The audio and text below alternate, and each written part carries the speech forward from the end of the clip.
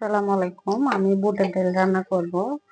আশা করি সবাই ভালো আছেন, আমিও ভালো আছি। তো আমি এখানে 2টা শুকনো মরিচ দিয়ে দিলাম। তার পাশাপাশি এখানে কিছুটা পেঁয়াজ কুচাও দিয়ে দিলাম।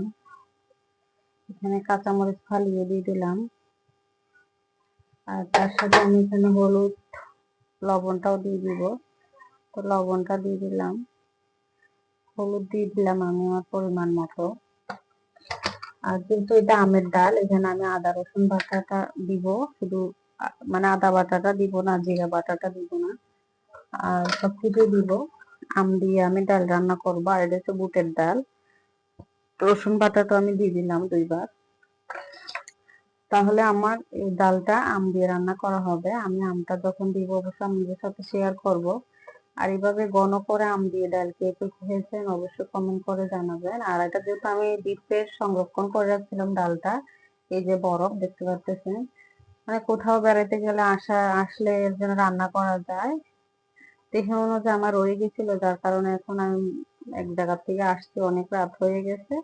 তো এই পর্যায়ে কিন্তু তাড়াতাড়ি আমি এই ডালটা রান্না করে ফেলবো। তো আমার সাথেই থাকো। তো আমি আমগুলা দিয়ে দিতেছি, তো এটা আম দিয়ে ডাল রান্না করবো।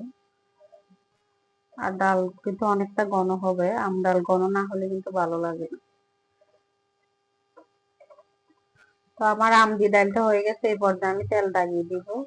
আর ডালটা দেখুন কতটা ঘন, নয়তো স্বাদ লাগবে না।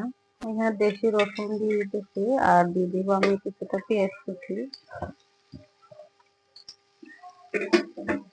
তো ডাইলে আমি তেল দাগিয়ে দিয়েছি দেখেন, আর আমি ধনিয়া পাতাটাও দিয়ে দিব।